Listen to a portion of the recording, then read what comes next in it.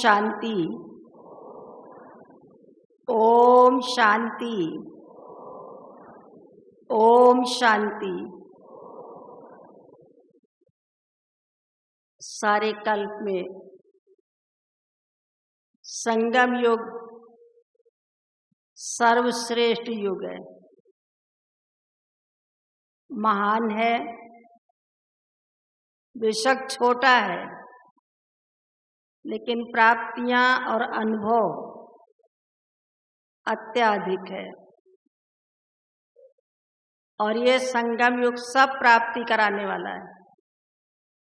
84 जन्मों का भी सारा बैंक खाता हम यहाँ ही जमा करते हैं।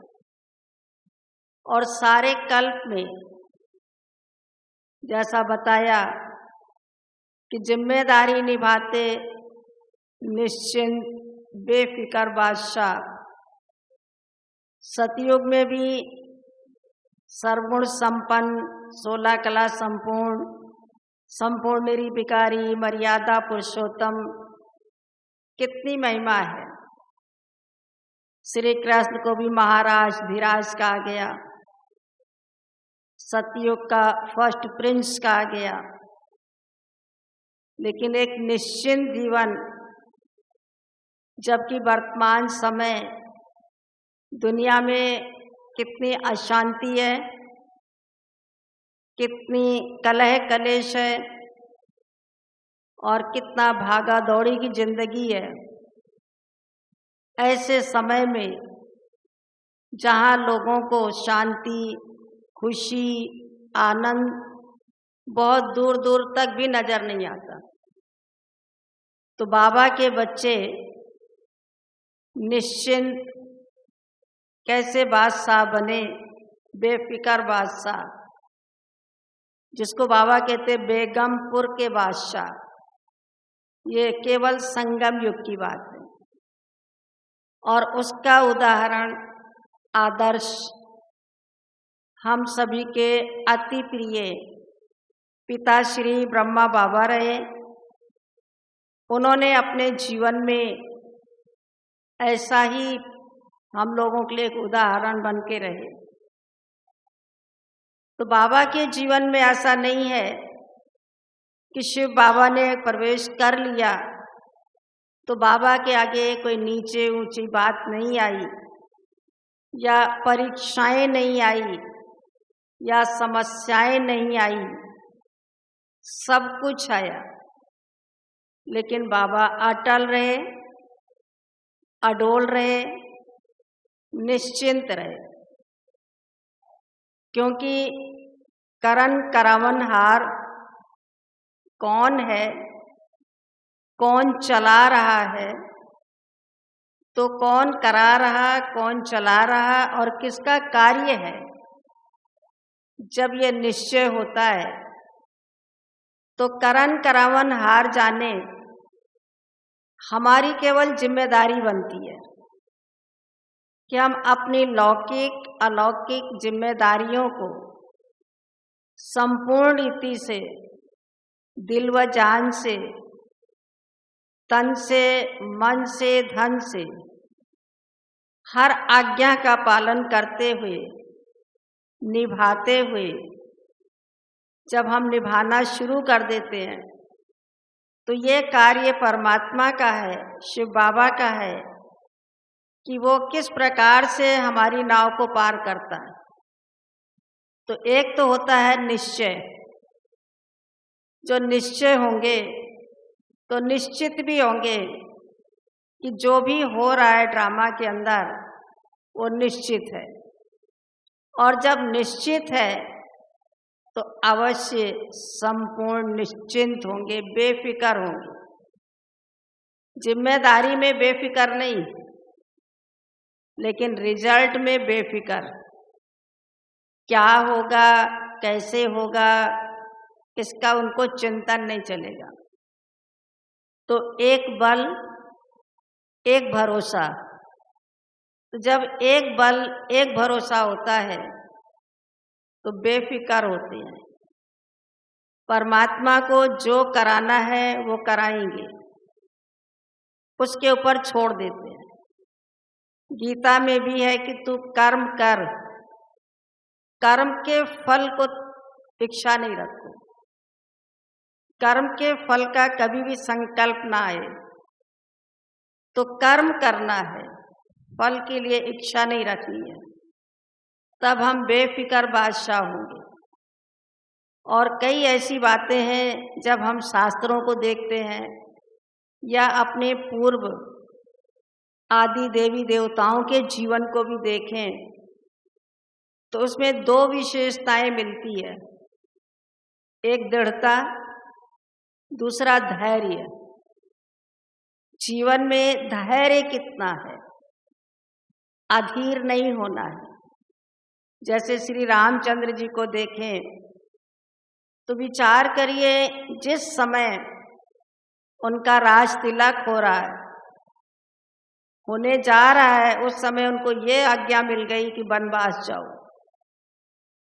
आप विचार करें, किसी का राज तिलक होने वाला हो और आज के ज़माने में किसी को कह दिया जाए कि आपको 14 वर्ष वनवास में रहना है, उस समय मानसिक स्थिति क्या होगी और कितनी हलचल होगी। लेकिन उनके चेहरे पर निश्चिंतता, ये धैर्य है। उस धैर्यता से वो अपने कदम बढ़ाए, राष्ट्रीय वस्त्र उतारे और पहने अपने गेरुआ कफनी और चल दिए।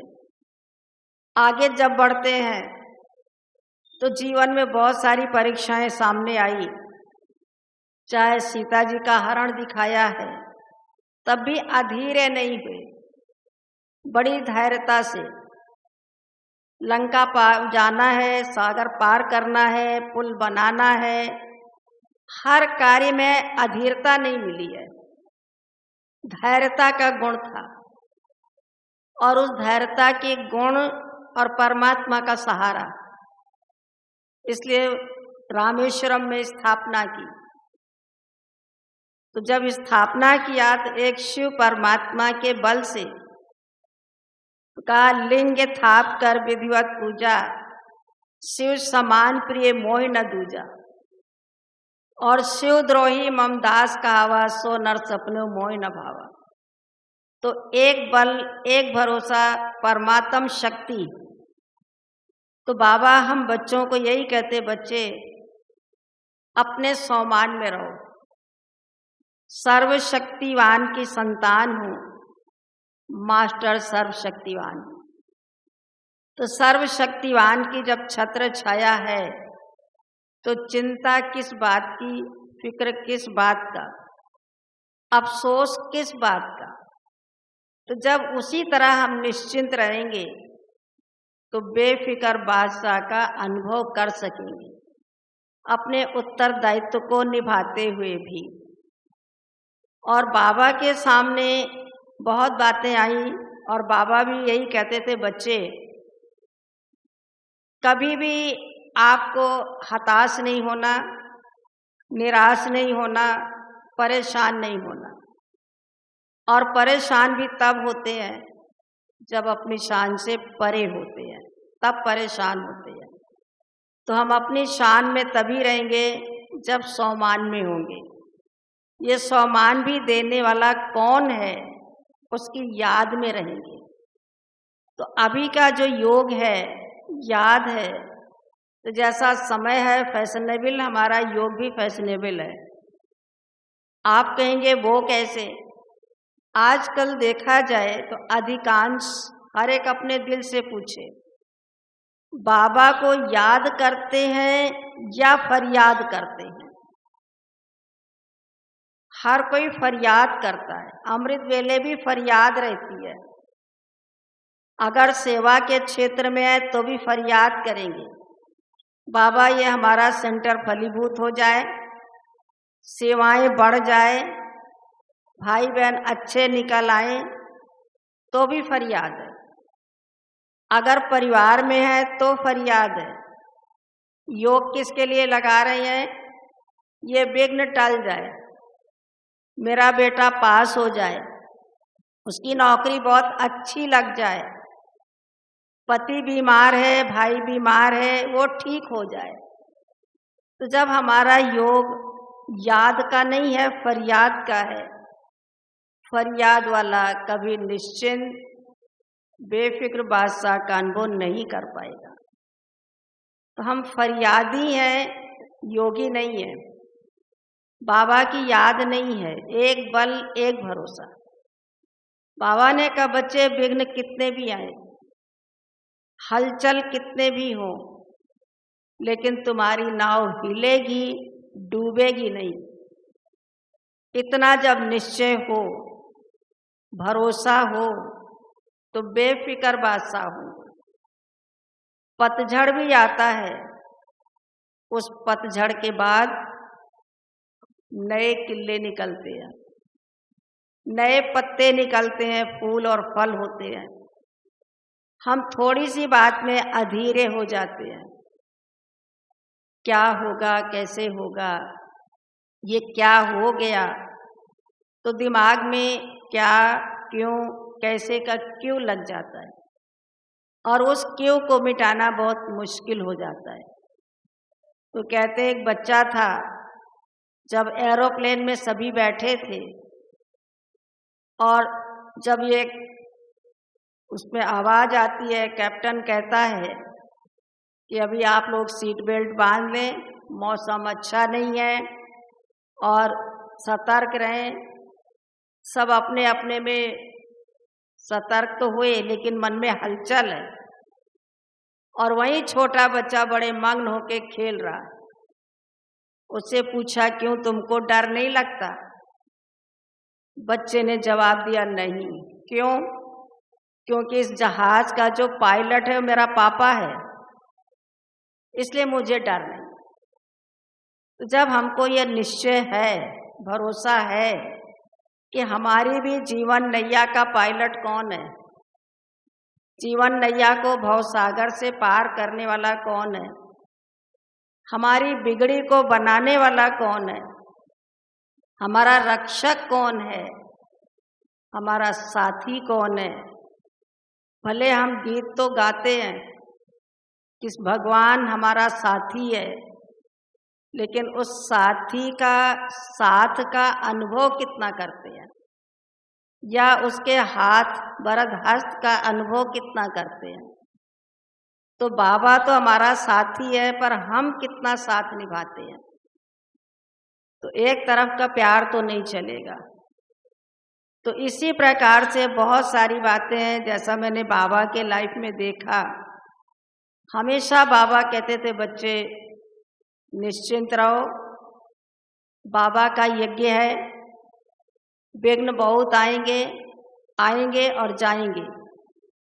समस्या आती है जाने के लिए, परेशानी आती है जाने के लिए, टिकने के लिए नहीं, रुकने के लिए नहीं। तो एक बार की बात आपको बताते हैं कि जब अपने यज्ञ में शुरू में इतनी सारी संपन्नता नहीं थी, अपनी गौएं थी, बाबा ने पांडव भवन में गौशाला बनाया था, और उस गौशाला में जो मेरा छोटा भाई उस समय 12 साल का था, बाबा ने उसको बोला कि बच्चों तुम इन गैयों के ऊपर जो ग्वाला है उसकी तुम सुपरविजन करो कि वो गाय को ठीक से कैसे खिलाता पिलाता ठीक रखता है। कुछ दिन के बाद 2 गाय और आ गई बाबा के घर में। तो आसपास के लोगों ने उस ग्वाले का दिमाग खराब किया, कहा कि देखो बाबा के पास इतना धन आ गया है कि 2 गाय और आ गई है, और तुमको मास का जो तनख्वाह मिलती है वो 50 रुपया मिलती है, अभी तुम अपना बढ़ाओ, 100 रुपया करा लो। उसने अपनी बात सामने रखी। तो दादा विश्व किशोर जी ने कहा भाई एकदम से डबल कैसे करेंगे, आप 20 ले लो, 25 तक ले लो, 75 ले लो। तो वो नहीं माना, क्योंकि उसको मालूम था कि यहाँ कोई करने वाला नहीं है। तो अपनी इनको गरज है, ये 100 रुपया देंगे, कौन करेगा गाय की सेवा, कोई है नहीं।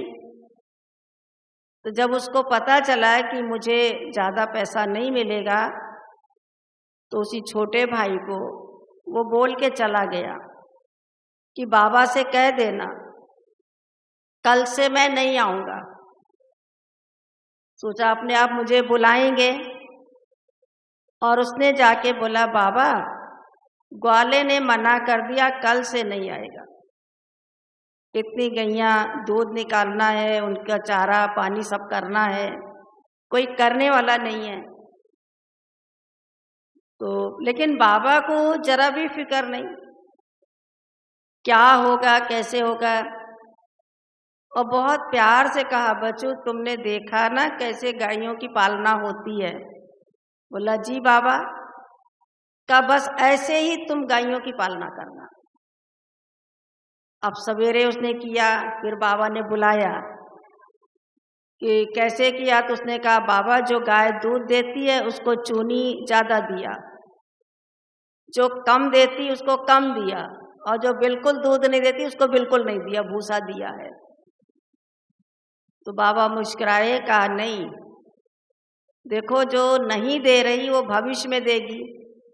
अगर तुम उसको दाना नहीं देंगे तो कमज़ोर हो जाएगी, तो जब ये गाय दूध देना बंद करेगी तो आगे कहाँ से दूध आएगा, तो इसको तंदुरुस्त रखो। ठीक दे दिया। फिर बाबा ने बुलाया कि बच्चू तुम दूध निकाल लेंगे। अब विचार करो, छोटा बच्चा और हाथ से निकालना कैसे निकालेगा। पर आज्ञा का पालन, जी बाबा, ये नहीं कहा नहीं बाबा हम कैसे निकाल पाएंगे। तो जब जी बाबा किया तो बाबा ने हिम्मत दी, शक्ति दी, और सारी गायों का 1 बाल्टी दूध निकाला। और गाय के बछड़ों की तो मौज आ गई, उनको खूब दूध पीने को मिला, निकाल ही नहीं पाया। जब 1 बाल्टी दूध लेके आया तो बाबा ने इतनी महिमा की, इतनी महिमा की, और मम्मा को अंदर से बुला लिया कि मम्मा देखो तो सही, 1 बाल्टी दूध लाया है, कमाल है इस बच्चे की, 1 बाल्टी लाया है। अब इतना सुनना ही एक वरदान हो गया बाबा का बोलना। ये नहीं सोचा है कि कहाँ से होगा। दूसरे दिन 2 बाल्टी निकाला, और दोनों बाल्टी जब लेके चला नीचे से, भंडारे के पीछे की तरफ गौशाला थी, तो रास्ते बहुत खराब थे, पत्थर रोड़े। तो जब उसको ठोकर लगी तो सामने गिरा, दोनों बाल्टी लेके, दूध 1 बूंद नहीं बचा। अब वो रोता हुआ मुंह बना के आया, बाबा दूध तो सब गिर गया, बाबा के लिए भी 1 कप दूध नहीं बचा। पर बहुत प्यार से, बहुत धैर्यता से बाबा ने उसके ऊपर हाथ फेरा, मम्मा को बुलाया, कहा मम्मा सतयुग आ गया। कैसे? अरे देखो दूध की नदियां बह रही है, दूध की नदियां बह रही है। अगर लौकिक में कोई पिता होता तो शायद 2 हाथ लगाता कि तुमसे संभाल के नहीं चला गया। उस दिन किसी को चाय दूध में नहीं मिली, दूध बना, चाय बना ले, बाबा के लिए नहीं बचा, लेकिन कोई हलचल नहीं। तो धैर्यता से, और उसके अंदर भी इतनी ताकत आ गई। फिर उसके हाथ से कप गिरा, टूट गया। बाबा ने बुलाया, बच्चों इधर आओ, ये कप कैसे टूटा? कहता बाबा अभी बताता हूं कैसे टूटा। दूसरा कप लाके गिरा के तोड़ के दिखाया, ऐसे टूटा। उस समय भी बाबा का जो प्यार का रूप था और पॉजिटिव था। बाबा ने कहा ये बच्चा प्रैक्टिकल है, बता के नहीं करके दिखाने वाला है। अभी घर में होते लौकिक पिता क्या करता, एक तो तोड़ा ही था, दूसरा तोड़ दिया, नालायक तुमने। तो प्रैक्टिकल है, तो बाबा ने हर बात में एकदम ड्रामा फिट है, निश्चित है टूटना, निश्चिंत है, तो ना हलचल बाबा को, ना नुकसान की फिक्र, और जिसने गलती की उसमें उमंग और भर दिया। बाबा हमेशा कहते थे बच्चे अपने मानसिक स्थिति को श्रेष्ठ रखो। जब श्रेष्ठ रखेंगे तो तुम्हारे कर्म भी श्रेष्ठ होंगे, उसका परिणाम भी श्रेष्ठ होगा। दूसरे दिन फिर बाबा ने पूछा, गैयों के गोबर का क्या करते हो? कहा बाबा बाउंड्री के पीछे फेंक देता हूँ। फिर भील लोग ले जाते हैं और अपने इस गोबर से घर लीप लेते हैं। बाबा ने कहा नहीं बच्चे, गोबर बहुत काम की चीज है, इसको तुम इकट्ठा करो और जो कोयले की राख निकलती है चूरा, उसका लड्डू बनाना है। बोला बाबा लड्डू कैसे बनेगा? कहा मैं सिखाऊंगा। तो देखो कितनी छोटी से छोटी जिम्मेदारी किसने त्रिलोकीनाथ जिसमें है, जो सद्गति दाता जिस तन में प्रवेश है, जो सारी सृष्टि का, मानव सृष्टि का रचयिता ब्रह्मा, गुरु ब्रह्मा कहा गया, वो कह रहे हैं कि तुम गोबर इकट्ठा करो, लड्डू बनाना मैं बताऊंगा। इससे बड़ी और क्या जिम्मेदारी कोई उठा सकता है? यज्ञ की एक एक चीज की जिम्मेदारी कि गोबर भी बेकार नहीं जाए। इकट्ठा किया, बाबा चलिए, और ऐसे बाबा जा रहे हैं कि आज हम लोग भी कह देंगे कि कहाँ ले जा रहे हो तुम मुझे, लेकिन नहीं, बाबा ने गोबर को कहा मिलाओ, फिर लड्डू बनाना शुरू किया। देखो ऐसे बनाते हैं और उसके हाथ में देते गए और कहा ऐसे रखो सूखेगा। इतने में कोई वीआईपी आया और गेट पर बोला कि मुझे बाबा का दर्शन करना है। तो पहरे वाले भाई ने भी कह दिया बाबा तो गौशाला में गए हैं, बड़ी सहजता से। मैं चला जाऊं? हाँ चले जाऊं, वहीं मिल जाएंगे। तो बाबा जब गौशाला में गए तो वो वीआईपी गया और सीधा ही दंडवत बाबा के चरणों में सिर रख दिया। क्यों? उसको बाबा का साकारतन दिखाई नहीं, गोबर का लड्डू दिखाई नहीं, उसको क्या दिखाई दे रहा कि श्री कृष्ण बॉल खेल रहे हैं और उनका सखा कैच कर रहा है। गोबर का लड्डू नहीं दिख रहा है, बाबा नहीं दिखाई दे रहा है। तो ये है योग युक्त जो होगा वो बेफिक्र बादशाह होगा। और बाबा हमेशा यही कहते बच्चे, योग युक्त और युक्ति युक्त। तो युक्ति युक्त कार्य करेंगे, योग युक्त रहेंगे तो कभी भी हलचल में नहीं आएंगे। कभी ऐसी भी घड़ी आएगी कि चारों तरफ से घिरे हुए होंगे, चाहे प्रकृति से, चाहे समस्याओं से, चाहे बीमारी परेशानी, कुछ भी होगा। जैसे कहते हैं कि एक तरफ शेर है, एक तरफ आग है, एक तरफ खाई है, तो एक तरफ पानी है। अब बीच में कहाँ जाएं, किधर जाएं? आग की तरफ जाएं कि पानी की तरफ जाएं? चारों तरफ से घिरे हैं।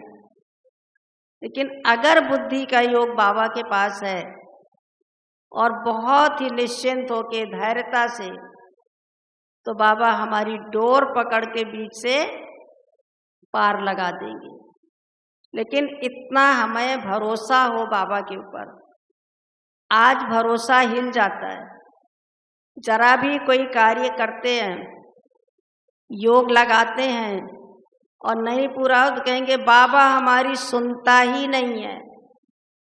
हम इतना बाबा को याद करते हैं, हमें तो सफलता मिलती नहीं है। पर कितना याद करते, हमने याद किया कहाँ? जैसा कि बताया, याद किया या फरियाद किया। तो योग कहाँ लगाया हमने, संबंध कहाँ निभाया हमने?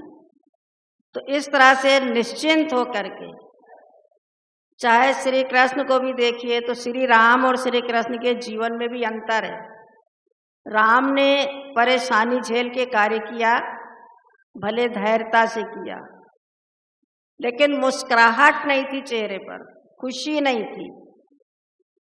और श्री कृष्ण को बालपन से दिखाया कि वो अकासुर बकासुर को हंसते हंसते काम पूरा कर लिया, कोई सेना की जरूरत नहीं।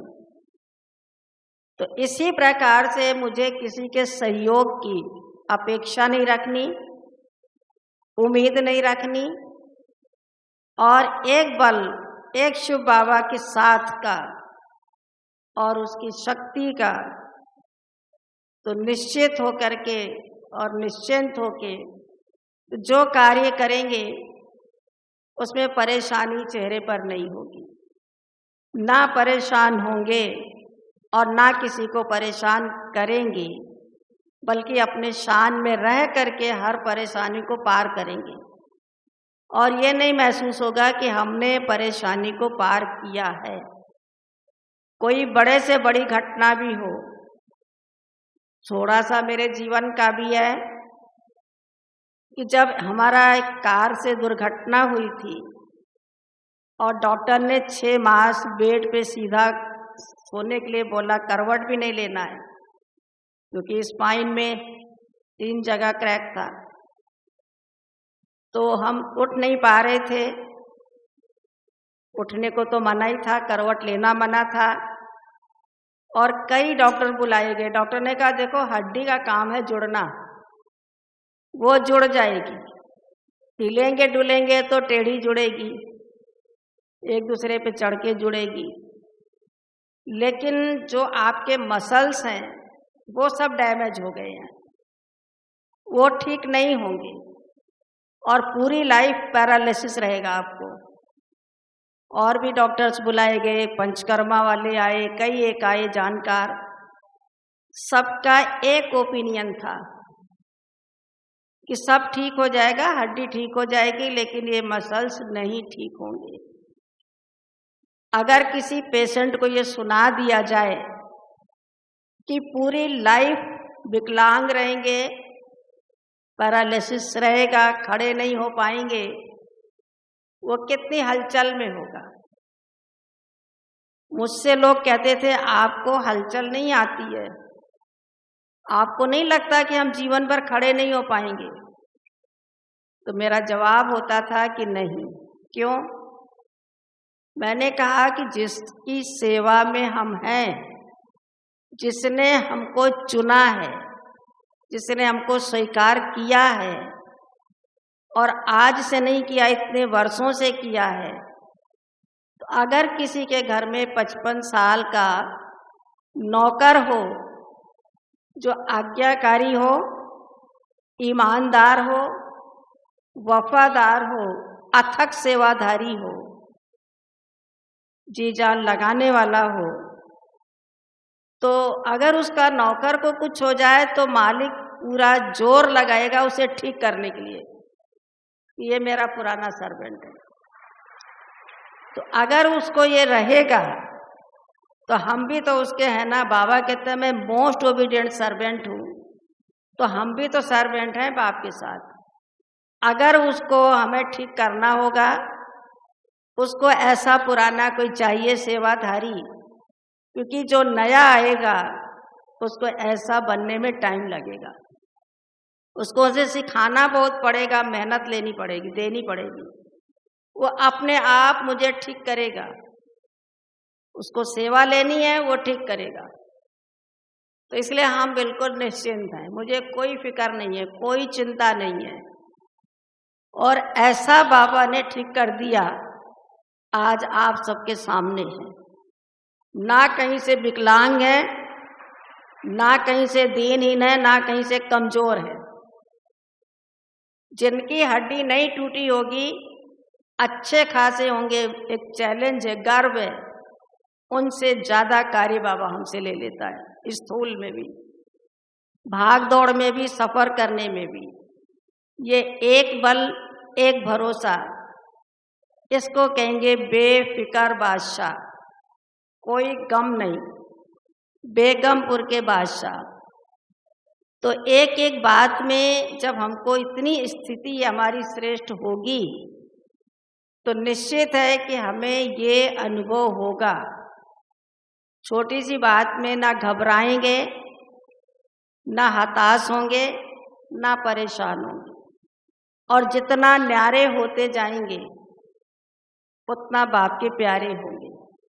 हमारी अपनी भी प्रवृत्ति है, केवल 2 बच्चों की, माँ बाप की, परिवार की नहीं, लेकिन बाबा कहते हैं हर ब्राह्मण बच्चे की अपनी प्रवृत्ति है। अपनी प्रवृत्ति माना अपनी कर्म इंद्रियां, उनसे जितना उपराम होंगे, जितना न्यारे होंगे, उतना ही किनारा करते प्यारे बन जाएंगे। और जब बाप के प्यारे बनेंगे तो सबके प्यारे बनेंगे।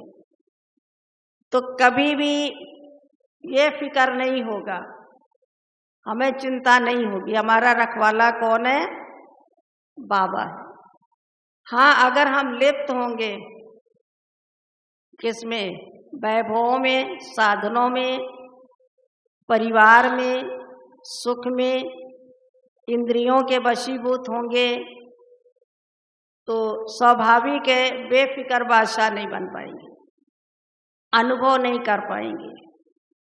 बाबा के सामने बहुत सारे बच्चे थे, बहुत सारे सेवा केंद्र खुलते गए, कितने विघ्न आते गए, कितनी बाधाएं आती गई, लेकिन बाबा बिल्कुल निश्चिंत बेफिक्र।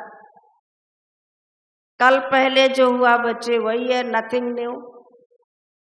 आप सबको मालूम नहीं है कि एक बार गोपाष्टमी थी, कलकत्ता में मेला लगा हुआ था और गोपाष्टमी में अपनी बहनों को स्टॉल लगाने की जगह दी थी और अपनी परदादी वहाँ पर थी, निर्मल शांता दादी।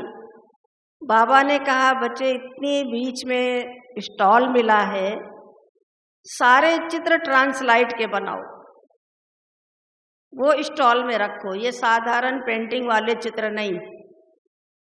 तो जो भी 10, 12, 15 चित्र थे स्टॉल में, वो सब ट्रांसलाइट के बाबा ने बॉम्बे से प्यार से बनवाया। और मेले की ओपनिंग में पुरी के शंकराचार्य जी मंच पर आए। जैसे देखा कि ब्रह्मा कुमारियों का भी स्टॉल है, सब लाइट के चित्र जल रहे थे ट्रांसलाइट के, उसको गुस्सा आ गया। बोला ये तो समाज की कोड़ है, इनको कैसे बुला लिया?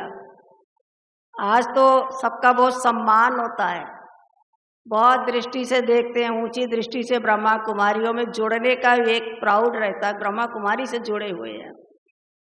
और उनकी स्पीच थी कि ये तो समाज की कोड़, इनका तुरंत हटवाइए यहाँ से।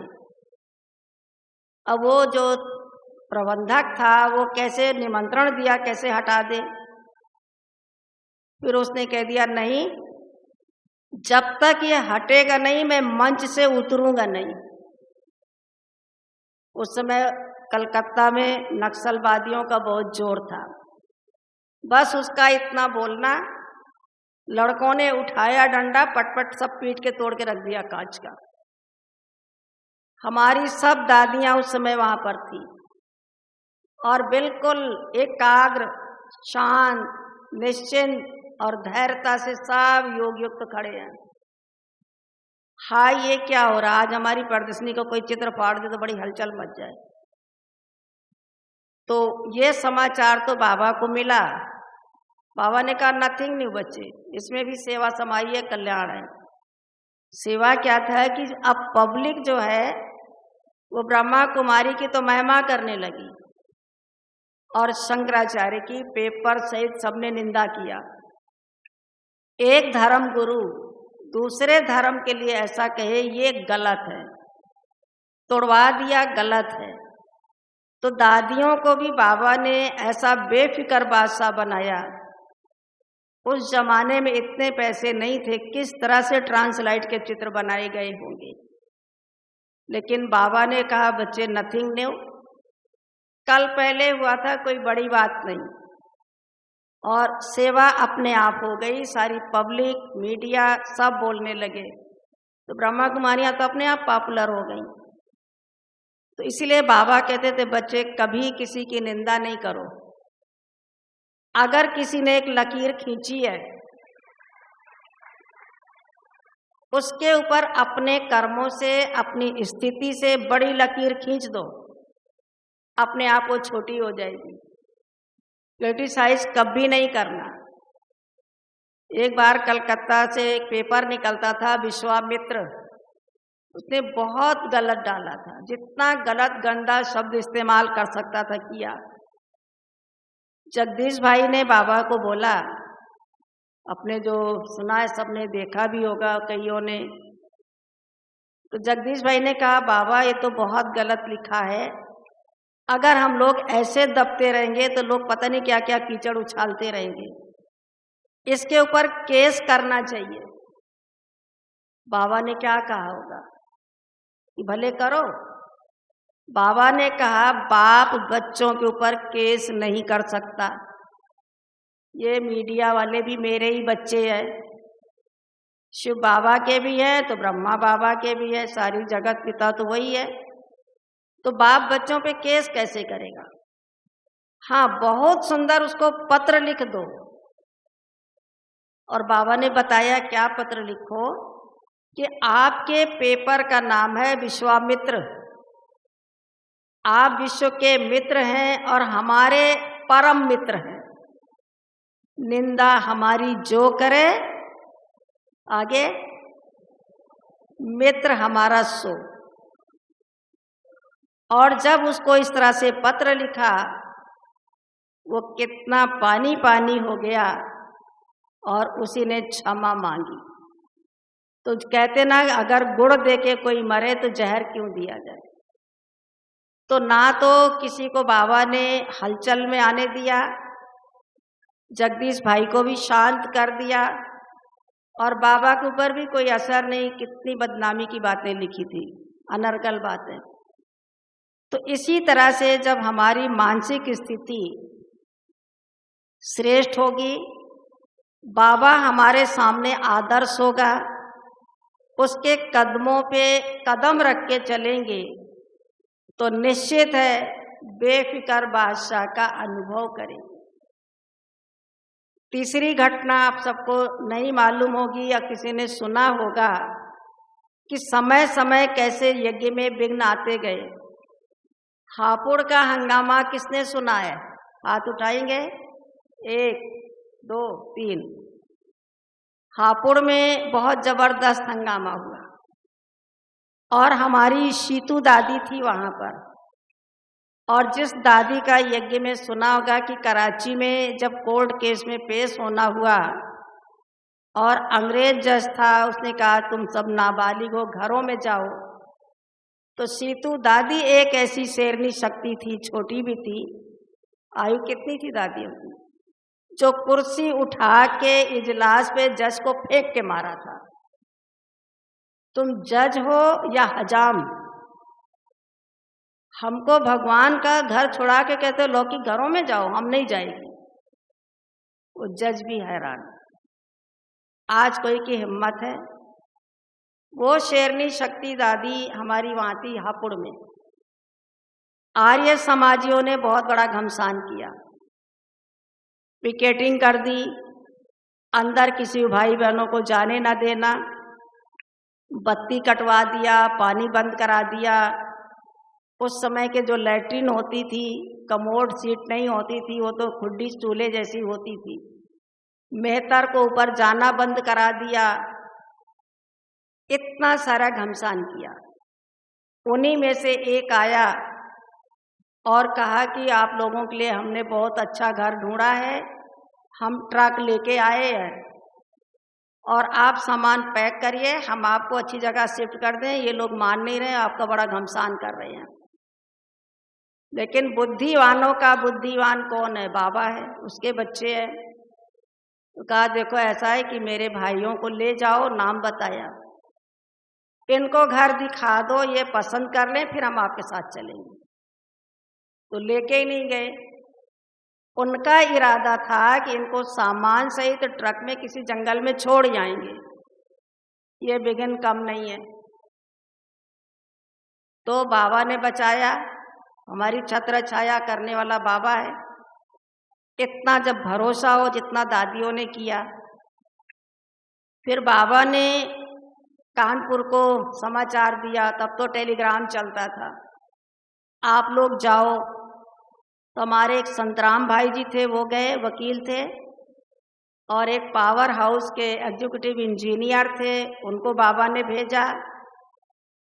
और दिल्ली से बाबा ने ब्रिजमोहन भाई साहब की माँ को, जिन चाची कहते थे, चाची को भेजा। तो उन्होंने देखा ये एक आए हैं 3 जने यहाँ पे इतनी सारी भीड़ का सामना करने के लिए, ब्रह्मा कुमारियों के बड़े हितैषी बन के। तो संतराम भाई को तो इतने जोर से थप्पड़ मारा है कि मुंह ही घूम गया उनका, अचानक कोई कसके मारे। और जो इंजीनियर थे मुक्ता प्रसाद जी, उनको काला मुंह करके, जूते का हार पहना के, गधे बिठा के पूरे हापुड़ में घुमाया। आज कोई भाई के साथ ऐसा कोई करे किसी आश्रम पे, वो क्लास में जाना ही छोड़ देंगे, भगवान को भी छोड़ देंगे। छोटी छोटी बात में फीलिंग में आकर के मान सान न मिला तब तो रूठ ही जाते हैं। लेकिन हंसते हंसते इंजीनियर साहब इतने हंस रहे थे जैसे कोई कारून का खजाना मिला है। और अपना बाबा कहते हैं तुम चेहरे से, चलन से सबको साक्षात्कार कराओ। सबको लगता था क्या इनको मिला है जो आज ये इतने प्रसन्न है, जूते का हार पहन के गधे पे बैठ करके। इसको कहते एक बल एक भरोसा बेफिक्र बादशाह। चाची जी एकदम शिव शक्ति बन के खड़ी है, सपेरा बुलाया और चाची जी के गले में सांपों की माला लटकवा दी। ये तो महिला है, अभी डर के भाग जाएंगी, लेकिन वो साक्षात्कार मूर्त, अचल अडोल, कोई चेहरे पे सिकन नहीं। अब तो वो बेचारे हार गए, अब क्या करें, उनका तो बल चला नहीं। तो उस समय हमारे उत्तर प्रदेश के जो चीफ मिनिस्टर थे वो थे सीबी गुप्ता, यानी चंद्रभान गुप्ता। जो पुराने होंगे बुजुर्ग उनको नाम मालूम होगा। और कद काठी के ऐसे ही थे जैसे अन्ना हजारे, और खादी टोपी पहनते थे। मेरे पास अभी भी उनकी फोटो है। तो चीफ मिनिस्टर को समझौता करने जाना पड़ा।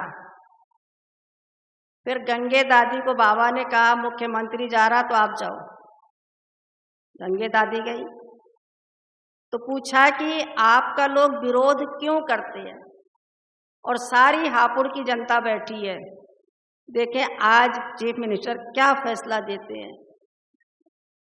तो उन्होंने पूछा आपका जनता क्यों विरोध करती है। दादी ने कहा 2 बात है। एक, देखिए कितने निर्भय होके, कितना विरोध हो रहा है, कितना शांत मूर्त, जैसे कोई है ही नहीं। तो गंगे दादी ने कहा 2 कारण है। एक कारण तो ये है कि बापूजी ने संकल्प किया था कि भारत को राम राज्य बनाएंगे। भारत को आजाद तो कर दिया पर राम राज्य नहीं बन पाया। तो विश्व के बापूजी, हम उनकी संतान हैं, वो हमारे राष्ट्र के पिता हैं, तो भी हमारा उत्तरदायित्व बनता है कि हम उनके कार्य को संपन्न करें। पिता के जो नाते राष्ट्रपिता हैं, हमारे भी पिता हैं। लेकिन भारत को आजाद किस आधार पर किया था? ब्रह्मचर्य और अहिंसा के आधार पर। तो राम राज्य किस आधार पे बनेगा? जरूर यही 2 हमको भी लेना पड़ेगा, तभी तो हम कर पाएंगे। तो राम राज्य के लिए हम लोगों ने 2 ही व्रत लिया है, ब्रह्मचर्य और अहिंसा। हमारे पास भी कोई तोप तलवार नहीं है, तो ये 2 शक्तियां, 2 गुण को धारण किया। बापूजी अकेला चला, काफिला बढ़ता गया। हम भी चले, हमारा पिताश्री चले, उनके पीछे हम लोग चले, हमारे पीछे दुनिया चलने को तैयार होती है। स्वेच्छा, जबरदस्ती नहीं। तो जब वो चल रहे हैं तो लोग विरोध करते हैं। दूसरी बात, हमको सत्य ज्ञान देने का ऑर्डर है। तो बापूजी ने सत्य भी अपनाया था, तो सत्य क्या देंगे? दूध का दूध, पानी का पानी तो बताएंगे। तो जितना यहाँ पाखंड है, भगवान के नाम पे कर्मकांड पाखंड चल रहा, तो हम सत्य बात बताते हैं, क्योंकि उससे देश का उद्धार नहीं हुआ। ज्यों ज्यों दवा की मर्ज बढ़ता ही जा रहा है। न राम राज्य जैसी खुशी आई, न शांति आई, न संपत्ति आई, न कष्ट निवारण हुआ। दैहिक दैविक भौतिक तापा राम राज्य काहू नहीं व्यापा। वो सत्यता के बल से होगा। चीफ मिनिस्टर ने उसी समय अपना स्टेटमेंट दिया, अरे ऐसी बहनों की तो आवश्यकता है भारत को, जनता को, सरकार को पूरी मदद करनी चाहिए। पास ही पलट गया। तो जितने सब बैठे थे धरना मार के, वो सब उल्टे पांव चले गए। ऐसे गए जैसे गधे के सिर से सींग गायब। तो बाबा कैसे अपने बच्चों का कार्य सहयोगी बन के कराते, लेकिन मदद क्यों मिली? क्योंकि बाबा बेफिक्र बादशाह की स्थिति में स्थित कर दिया था दादियों को। इतना साल जो तपाया था, वो तप बल था, योग का बल था, त्याग का बल था। इतने बड़े विघ्न चुटकियों में खत्म हो गए। और जो पेपर में फर्स्ट पेज पे आया फ्रंट में चीफ मिनिस्टर का स्टेटमेंट, तो सब सेंटर वालों ने, जितने थोड़े सेंटर थे, उसकी कटिंग करके फ्रेम करके और जा करके सामने सेंटरों में लगाया जैसे कोई सर्टिफिकेट है। उसके बाद मजाल है कि कोई चूं करे। तो ये देखी जाती है कि इतने बड़े विघ्न शायद हम लोगों के आगे, आप लोगों के आगे नहीं आए होंगे, ना सामाजिक ना पारिवारिक, किसी प्रकार से नहीं। ऐसे विघ्नों में भी बाबा ने सबको यही पाठ पढ़ाया था। तो बाबा को और दादियों को देख करके हम बहुत कुछ छोटे से संगम में सीख सकते हैं। क्योंकि बाबा कहते हैं अगर ड्रामा पे निश्चय है तो दैवी परिवार पे भी निश्चय करो। बाप में निश्चय तो सबको है, 100% है। और एक घटना आती है, बाबा ने कहा बच्चे, पहाड़ों पे लोग छुट्टियों में जाते हैं, बड़े बड़े लोग जाते हैं और फ्री माइंड से जाते हैं। तो वहाँ तुम कोई एग्जीबिशन लगाओ, वहाँ बहुत प्यार से देखेंगे सुनेंगे। तो नैनीताल में एग्जीबिशन लगाई गई।